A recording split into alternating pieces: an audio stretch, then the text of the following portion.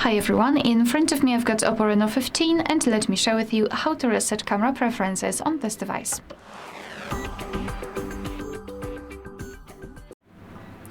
So let's start with opening the camera app. Currently we are on the video mode. We can switch to the photo one if you wish, but it doesn't really matter because we will enter the general settings.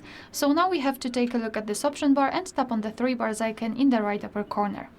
Then let's go to the settings and here scroll all the way down to find Restore Defaults. Let me quickly turn on the grid lines, maybe this one. As you can see, we've got the grid lines.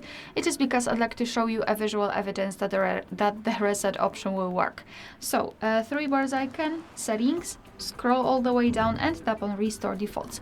Your device will ask you whether you want to really restore the default, so just tap on Restore.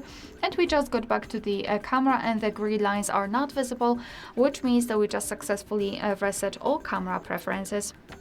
Alright, so that will be all. Thank you so much for watching. Please hit the subscribe button and leave the thumbs up.